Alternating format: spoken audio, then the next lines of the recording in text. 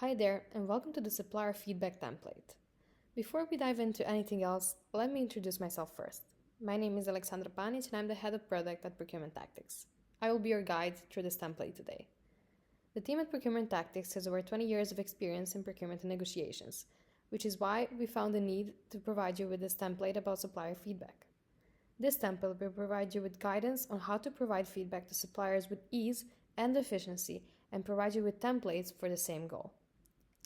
So let's get right into it. So, what actually is supplier feedback? Supplier feedback happens after a company has already chosen a supplier. After this, it's a fair practice to meet with those suppliers who weren't chosen and explain to them what the reasons for that is. The purpose is to provide the suppliers with feedback on their proposals, explain why they were not selected, and how they can improve for future occasions. It should be treated as a breeding ground for creating long-term win-win situations for both of the parties. Some suppliers may not request a feedback, and some procurement managers may also be hesitant to offer one, but the benefits are worth it and it doesn't have to be awkward at all. Remember, suppliers can learn to improve bids and win more business opportunities just as much as you, as a buyer, can shape better suppliers in accordance with your needs because of something as simple as feedback. So, what does the briefing process look like? Let us give you a help hand in planning and executing such a meeting.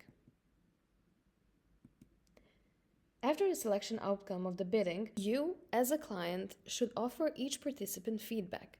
As we already mentioned, feedback information should be provided even if not required in the contract as a matter of best practice. If suppliers make a written request themselves, then feedback information should be provided within 15 days.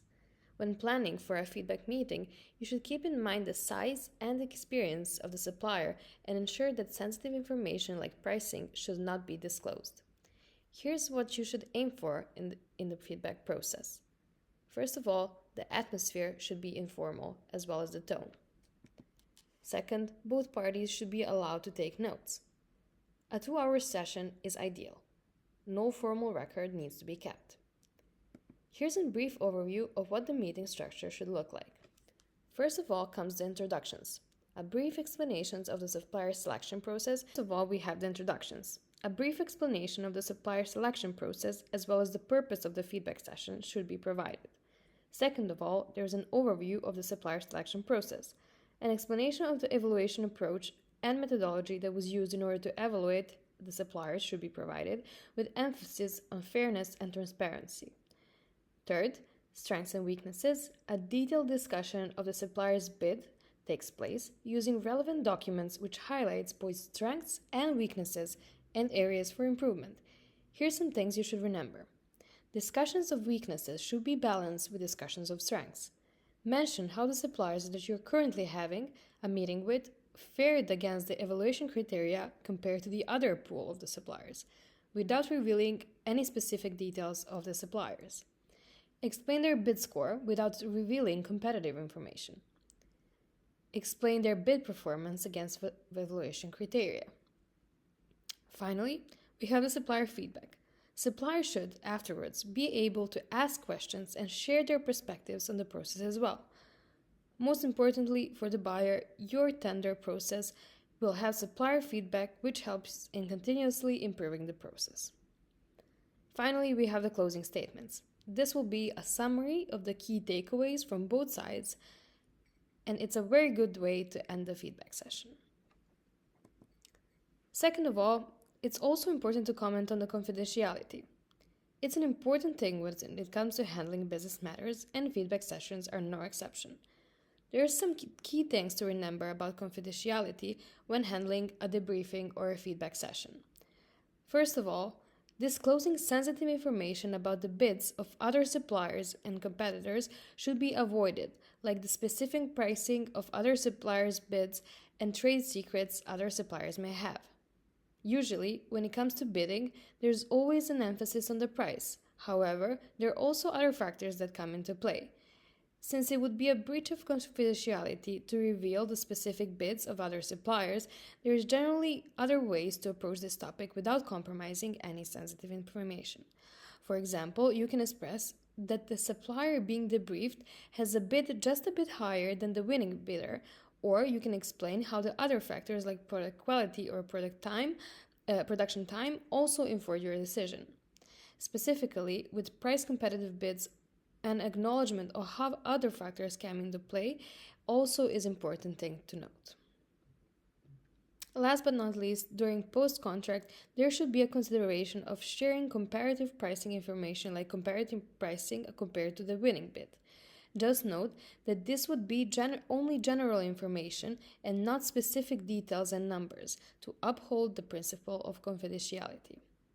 Some other things that you also may say, for example, would be, your price was a very good offer, but the other bids just gave us better value. Or, your pricing offer was in the upper edge compared to the other competitors. After feedback happens, notes should be taken for internal records, and any learnings from the meeting or the process itself should also be noted. These learnings should be then documented in the overall procurement process evaluation. With all of this said, we've prepared a feedback template that you can have to help you with this process. This template can be edited for your own purposes as well. We've simply laid out a guideline for you to follow so that you don't have to start from scratch. The template starts with basic information which you can fill up accordingly. Make sure to list down all individuals present in the feedback session. We've added the feedback purpose and things to note for ease of access. Now, we also added a list of documents that you may need for the feedback process. Make sure to prepare this in advance for when you go to the briefing session. Evaluation criteria, evaluation scoring, copy of the buyer's complaints management process, and contract award notice. Suppliers have to be evaluated with evaluation criteria and an evaluation scoring sheet to keep track of their performance. It keeps you informed on the quality of the suppliers, helps you with informed decision making, and helps you improve supplier performance as well. Of course, the evaluation scoring and processes are also sometimes time-consuming, so to make it easier for you, you don't have to hesitate to check out our Supplier Relationship Management Scorecard template. After the list of documents needed, we've added a table for the overview of the evaluation team's finding. Here, feel free to adjust the text in accordance with the standards and the criteria that are most important for you when determining your selected supplier. We have added some recommendations for the text to fill in that might inspire you when you're highlighting your own main findings. Find it here. After this, you can find tables with blank spaces to fill in the strengths and the weaknesses area, along with comments on the side. Feel free to add more rows if needed. These are for listing one or more strengths and weaknesses you've observed with your supplier's bid and what comments you have for these, whether it's in the form of advice, clarification, or recommendation. We've also added a section for any issues that may have been discovered during the debriefing. And of course, we have dedicated notes section for anything relevant to note during the debriefing that might have come up. In the last part of the template, you'll see a formal disclosure of the briefing. This is more a formality than anything else, as debriefings or feedback sessions, although are informal, are still taking note of for internal processes. Simply add in the relevant information and ensure that the names and signatures are also filled in. Finally, to close the template, we've added space for any additional comments that you might want to add. Now you have your template for debriefings and feedback sessions that you can edit to fit your own purposes. That is a wrap for our Supplier Feedback Template. Thank you for joining us in this lesson, and we hope to see you in the next one.